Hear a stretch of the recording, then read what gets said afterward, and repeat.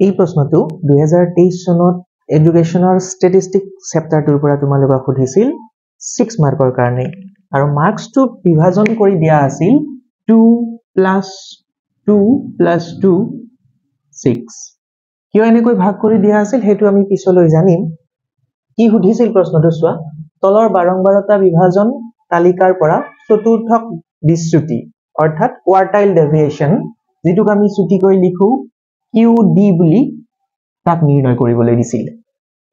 এতিয়া এই প্ৰশ্নটো সমাধান কৰাৰ আগতে কিছু বেসিক কথা আমি জানি থৈ দিব লাগিব অৰ্থাৎ কোৱাৰ্টাইল ডেভিয়েশন উলিয়াবলৈ আমাক প্ৰথমতে কোৱাৰ্টাইল লাগিব কোৱাৰ্টাইল বা চতুৰ্থক কেনেকৈ উলিয়ায় তাৰ ফৰ্মুলাটো মনত কৰিব লাগিব আৰু কোৱাৰ্টাইল ডেভিয়েশন অৰ্থাৎ চতুৰ্থকৰ বিচ্যুতি মানে ব্যৱধান কেনেকৈ উলিয়াব পাৰি তাৰ ফৰ্মুলাটো জানিব লাগিব তো প্ৰথমে মই কোৱাৰ্টাইল কেনেকৈ উলিয়াব পাৰি তাৰ ফৰ্মুলাটো লিখি দিছো আই দিবে কোৱাৰ্টাইল মানে হৈছে যিকোনো এটা অবজাৰভেশনক আমি চাৰিটা সমান ভাগত যদি বিভক্ত কৰো 1/4 বা 25% তেতিয়া হলে প্ৰতিটো ভাগক কোৱা হয় কোৱাৰ্টাৰ বুলি যেনেকৈ 12টা মাহৰ এটা বছৰক আমি যদি কোৱাৰ্টাইলত ভগাও তেতিয়া হলে হ'ব জানুৱাৰী ফেব্ৰুৱাৰী মাৰ্চ এটো তিনিটা মাহ মিলি পিনি এটা কোৱাৰ্টাইল হ'ব মানে Q1 তাৰ পিছত আকৌ এপ্ৰিল মে জুন মিলি পিনি Q2 বা সেকেন্ড কোৱাৰ্টাৰ হ'ব এনেকৈ আমি চাৰিটা খণ্ডত ভাগ কৰিব পাৰিম 12টা মাহক তো ইয়াতে থকা বিভাজনখিনিক কেনেকৈ আমি কোৱাৰ্টাইললৈকে ৰূপান্তৰ কৰিব পাৰিম হেতু বুজাই দি আছো তো প্ৰথমে তোমালোকে জানি থৈ দিয়া যে কোৱাৰ্টাইল উলিওৱা ফৰ্মুলাটো কি তো কোৱাৰ্টাইল উলিয়াবলৈ হলে আমি এই ফৰ্মুলাটো ইউজ কৰিম কোৱাৰ্টাইল n মানে g2 কোৱাৰ্টাইল উলিয়াম n ৰ মানটো হেতুৱে বহাম আমি 1 2 3 4 তাৰ ফৰ্মুলাটো হ'ব L plus n/4 minus CF divided by F into H প্ৰত্যেকটোৰ সাংকেতিক ৰূপ বিলাকহে লিখা হৈছে ইয়াতে প্ৰতিটোৰ এটা আকৌ ফুল ফৰ্মত নাম তোমালোকে জানিব লাগিব L টোৱে বুজায় লোৱাৰ ক্লাছ বাউন্ডাৰী অৰ্থাৎ কোৱাৰ্টাইলটো যিটো শ্ৰেণীত এইটো যে শ্ৰেণী দেখিছা শ্ৰেণী অন্তৰাল যিটো শ্ৰেণীত থকাৰ সম্ভাৱনা আছে সেই শ্ৰেণীটোৰ নিম্নতম পৰিসীমাটোক আমি L ৰে বুজাও n divided by 4 n মানে হৈছে বাৰংবাৰতাৰ মুঠ যিমান আমাক দিয়া থাকিব ইয়াত n = 60 হ'ব যোগ কৰি চালে দেখিবা তো n ক 4 ৰে ভাগ কৰিলে 4টা টুকুৰা হ'ব যেটো মই অকমান আগতেই কৈছো CF মানে কিউমুলেটিভ ফ্ৰিকুৱেন্সি যেটোক আমি অসমীয়াত কওঁ সঞ্চয় বাৰংবাৰতা বুলি আৰু H টোৱে বুজায় হাইট অফ দি ক্লাছ অৰ্থাৎ শ্ৰেণী বিভাজন বিলাকৰ মাজত যি ব্যৱধান আছে সেইখিনি ইয়াতে 5 কৈ পাম আমি তাৰ পিছত আহিল F টোৱে বুজায় বাৰংবাৰতা বা ফ্ৰিকুৱেন্সি যিটো শ্ৰেণীত কোৱাৰ্টাইলটো থাকিব তাৰ বাৰংবাৰতাৰ মানটো আমি F ৰে বুজাম এইটো হৈ গল আমাৰ চতুৰ্থক নিৰ্ণয়ৰ সূত্ৰ কিন্তু প্ৰশ্নটো সুধিছে কোৱাৰ্টাইল ডেভিয়েশন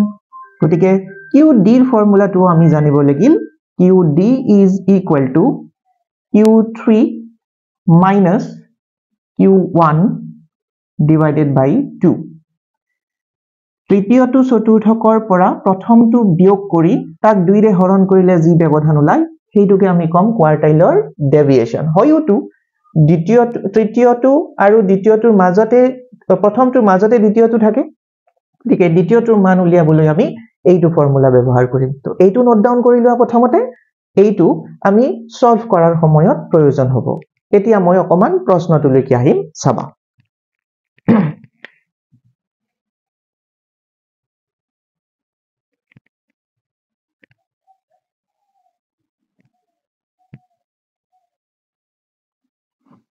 প্ৰশ্নটোত দুটা কথা লক্ষ্য কৰিবা তোমালোকে হেতু হল ইয়াত শ্ৰেণীবোৰ দিয়া আছে ডিসেন্ডিং অৰ্ডাৰত প্ৰায় এডুকেশনত যিমানবোৰ তোমালোকে ষ্টেটিষ্টিকৰ কোৱেশ্চন দেখিবা পুৰণি প্ৰশ্নবোৰতো তাক ডিসেন্ডিং অৰ্ডাৰতে মানবোৰ দিয়া থকা শ্ৰেণী বিভাজন দিয়া থকা দেখিবা ডিসেন্ডিং অৰ্ডাৰ মানে ডাঙৰৰ পৰা সৰুলৈকে দিয়া আছে দেখিছানে আমি সাধাৰণতে যিবোৰ এনেকুৱা প্ৰশ্ন দেখিছিলো ইকনমিক্সত বা ষ্টেটিষ্টিকত তাত আমি ascending orderত দেখো সৰুৰ পৰা ডাঙৰলৈকে ইয়াত কিন্তু আমি দেখিছো ডাঙৰৰ পৰা সৰুলৈকে দিয়া ভয় খাব নালাগে নিয়মটো একে প্ৰায় থাকিব তাৰ পিছৰ কথাটো তোমালোকে জানিব লাগিল শ্ৰেণী বিভাজন বিলাক দুই প্ৰকাৰৰ হ'ব পাৰে এটা হৈছে ধাৰাবাহিক আৰু আনটো হৈছে যেটো ধাৰাবাহিকটোক আমি অবিচ্ছিন্ন শ্ৰেণী বুলিও কওঁ আৰু এটা কোৱা হয় বিচ্ছিন্ন শ্ৰেণী লক্ষ্য কৰিবাচোন ইয়াতে যদি আমি তলৰ পৰাই কৰি যাওঁ তেতিয়া বুজিবলৈ সহজ হ'ব 35 ত আৰম্ভ হৈ 39 ত শেষ হৈছে নেক্সট টু 39 ত আৰম্ভ নাই হোৱা ক'ত হৈছে আকৌ 40 ত হৈছে শেষ হৈছে 44 ত পুনৰ ষ্টাৰ্ট হৈছে 45 ত তাৰ মানে ইয়াত শেষ হৈ পুনৰ হেইটোৰে আৰম্ভ হোৱা নাই এটা নতুন সংখ্যাৰে আৰম্ভ হৈছে গতিকে এইটো এটা বিচ্ছিন্ন শ্ৰেণী এইটো ধ্যান দিবা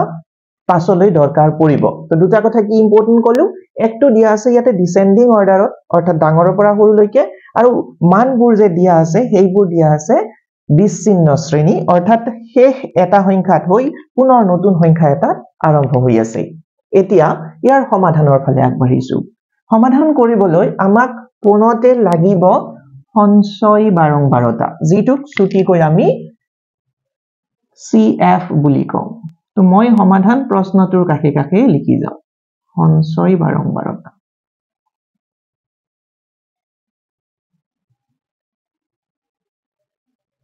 সাংকেতিকভাৱে বাৰংবাৰতাক F বুলি লিখে আৰু সঞ্চয় বাৰংবাৰতাক লিখা হ'ব CF অৰ্থাৎ কিউমুলেটিভ ফ্ৰিকুৱেন্সি ইয়াত মই সহজ বুদ্ধি এটা তোমালোকক শিকাই দিও আটাইকেইটা যেহেতু আমি ডিসেন্ডিং অৰ্ডাৰত লিখিছো অৰ্থাৎ ডাঙৰৰ পৰা সৰুলৈকে আমি শেষৰটোৰ পৰা আৰম্ভ কৰিলে গণনা কৰিবলৈ সুবিধা হ'ব শেষৰটোত বাৰংবাৰতা কিমান আছে 3 গতিকে আমি ইয়াতে 3 লিখিম 3 plus 3 next to hobo 6 6 plus 4 10 10 plus 6 16 plus 7 23 plus 12 35 plus 8 43 plus 7 50 plus 5 55 plus 3 58 plus 2 60 এই আটাই গেটাৰ যোগফল ওলাই গল যদি আমাক ডাঙৰৰ পৰা সৰু দিয়া থাকিলহেতেন ইয়াতে আৰম্ভ কৰিলহেতেন কিন্তু এইবাৰ মই উলটাকে কৰিছো নহলে মাইনাস কৰি আহিব লাগিলহেতেন এইটো 60 লৈ 60 পৰা 2 minus 58 58 ৰ পৰা 3 minus 55 এনে কৰিও কৰিব পাৰি কিন্তু যদি আমি প্লাস কৰি যাওঁ তেতে তলৰ পৰা কৰিলে বেছি বেটাৰ হ'ব ইয়াক আৰু টোটাল কৰাৰ কোনো দৰকাৰ নাই কিমানখিনিতে আমি এৰিব পাৰিম এতিয়া ফৰ্মুলাটো মনত কৰিবা ফৰ্মুলাত মই কি কৈছিলো কোৱাৰ্টাইল ডেভিয়েশন উলিয়াবলৈ q3 minus q1 divided by 2 কৰিব লাগিব ৰাইট গতিকে প্ৰথমতে মই উলিয়াই লম q1 নো কিমান তাৰ পিছত উলিয়াই লম q3 এটাৰ পৰা আনটো বিয়োগ কৰি আমি 2 ৰে হৰণ কৰি দিলে আমাৰ উত্তৰ পাই যাম হয় গতিকে প্ৰথমতে q1 উলিয়াবলৈ চেষ্টা কৰো q1 ৰ পজিশন কি হ'ব পাৰে হেইটো প্ৰথমতে বুজি লোৱা q1 ৰ পজিশন হ'ব লাগিলে n divided by 4 হ'ব লাগিব প্ৰথমটো কোৱাৰ্টাৰ আৰু q3 ৰ পজিশন জানিবলৈ হলে মানে কোনটো শ্ৰেণীত আছে q3 হ'ব লাগিলে 3n by 4 মানে তৃতীয়টো হয় qn n ৰ মান আছে 60 divided by 4 এতিয়া হলে q1 টো আমাৰ কিমান নম্বৰ মান হ'ব লাগে 15 এটো তাৰ পজিশন 15 নম্বৰ পজিশন হ'ব আৰু q3 টো হ'ব লাগে 3 into 60 by 4 180 by 4 কিমান টম মান হ'ব 45 টম তো q1 টো আছে 15 টম মান হিচাপে আৰু q3 টো থাকিব 45 টম মান হিচাপে এতিয়া আমি বিচাৰি যাম যে 15 টম মান কোনটো শ্ৰেণীৰ ভিতৰত পৰিব পাৰে সঞ্চয় বাৰংবাৰতাৰ এই স্তম্ভটো চোৱা 15 10 তকৈ ডাঙৰ কিন্তু 16 তকৈ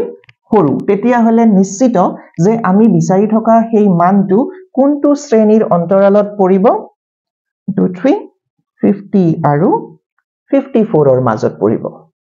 ক্লিয়াৰ তেতিয়া এটা কথা নিশ্চিত যে আমি বিচাৰি থকা q1 টো 50 আৰু 54 ৰ মাজতে কৰবাত আছে একেদৰে যদি মই এইখিনি কাম শেষ কৰি লওঁ 45 43 তকৈ ডাঙৰ কিন্তু 50 তকৈ সৰু তেতিয়া হলে q3 টো থাকিব পাৰে 70 আৰু 74 ৰ মাজত তেতিয়া হলে ইয়াৰ স্থান আমি গম পালো Q1 ৰ 50 ৰ পৰা 54 ৰ মাজত আৰু Q3 থাকিব পাৰে 70 ৰ পৰা 74 ৰ মাজত এইখিনিও মই মোহাৰি পেলাম এতিয়া চাম এতিয়া পুনৰ চাম আমি শ্ৰেণীটোহে গম পালো নিশ্চিতকৈ তাৰ মানটো এতিয়ালৈকে গম পোৱা নাই নিশ্চিত মানটো জানিবলৈ অকমান আগতে যে ব্যৱহাৰ কৰিছিলো ফৰ্মুলাটো সেই ফৰ্মুলাটো ব্যৱহাৰ কৰিম Q1 is equal to L plus N by 4 minus cumulative frequency divided by F into H right এতিয়া ইয়াৰ মানবোৰ কোনটো কিমান হ'ব হেইটো কৈ লৈছো অকমান ওপৰতে লিখি দিও দেখিবলৈ যদি দিগদাৰি হৈছে মই ফৰ্মুলাটো ওপৰতে লিখিছো ইয়াতে Q1 ৰ মান হ'ব L plus N by 4 minus CF divided by F into H L to a বুজাই নিম্ন শ্ৰেণীৰ পৰিবন্ধ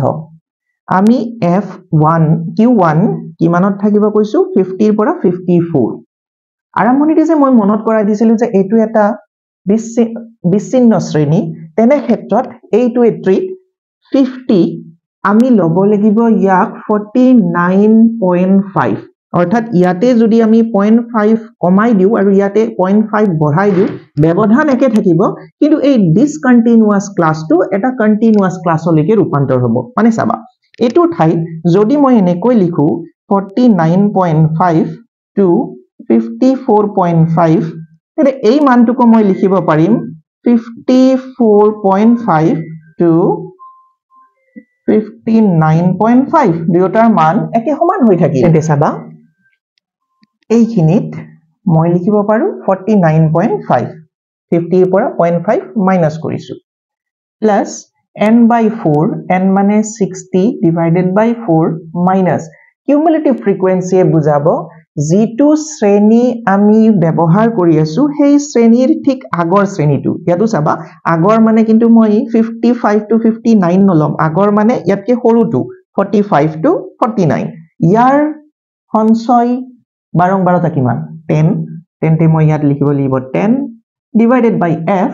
সেই নিৰ্দিষ্ট শ্ৰেণীটোৰ যেটো আমি ব্যৱহাৰ কৰি আছো সেই শ্ৰেণীটোৰ বাৰংবাৰতা কিমান তাক লোৱা এটো হল 6 into h মানে হৈছে শ্ৰেণী বিলাকৰ ব্যৱধান আমাৰ এইটো ক্ষেত্ৰত 5 তেন্তে এতিয়া ম্যাথছ কিনি কৰি লম আমি 49.5 plus এইখিনি মানে 15 minus 10 by 6 into 5 49.5 plus minus কৰিলে 5 5 5 ja 25 divided by 6 so 49.5 plus 4.17 answer পালো আমি 53.67 এটো কিহৰ মান হল Q1 ৰ মান ক্লিয়াৰ এতিয়া এই একেখিনি ফৰ্মুলাকে মই ব্যৱহাৰ কৰিম Q3 উলিয়াবলৈ তো মই কৰবাত Q1 ৰ মানটো লিখি থৈ দিও 53.67 এইটো হল আমাৰ Q1 এতিয়া লাগিব Q3 ৰ মান Q3 উলিয়াবলৈ অকমান মই এডিট কৰিম চাবাচোন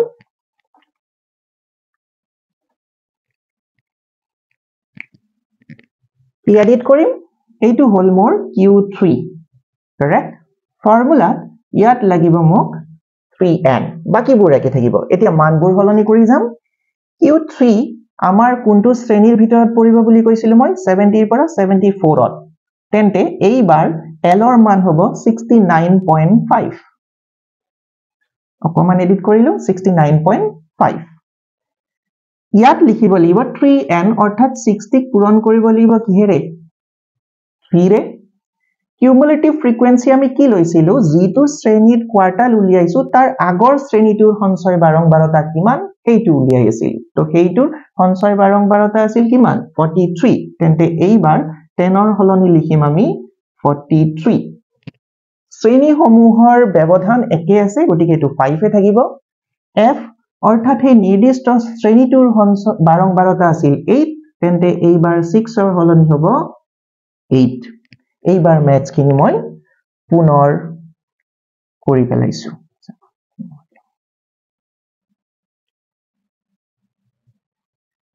69.5 plus এইখিনি মানে 45 minus 43 divided by 8 into 5 69.5 plus ইয়াত থাকিব 2 5 ৰে মাল্টিপ্লাই কৰা 10 by 8 69.5 plus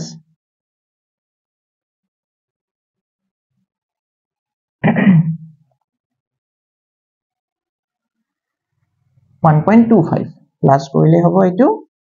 70.75 এটো হল Q3 ৰ মান এতিয়া সৰ্বশেষত যেটো আমাক চতুৰ্থক বিচ্যুতি উলিয়াবলৈ দিছে কোয়াৰ্টাইল ডেভিয়েশন উলিয়াবলৈ দিছে তাক গণনা কৰি উলিয়াম হেতু গণনা কৰিবলৈ আমি ফৰ্মুলা কি ব্যৱহাৰ কৰিছিলো QD is equal to Q3 minus Q1 divided by 2 Q3 ৰ মান আমি কিমান উলিয়ালো 70.75 so 70.75 minus Q1 উলিয়াইছিলো 53.67 divided by 2 কিমান হয় মই চাই দিছো 70.75 minus 53.67 divided by 2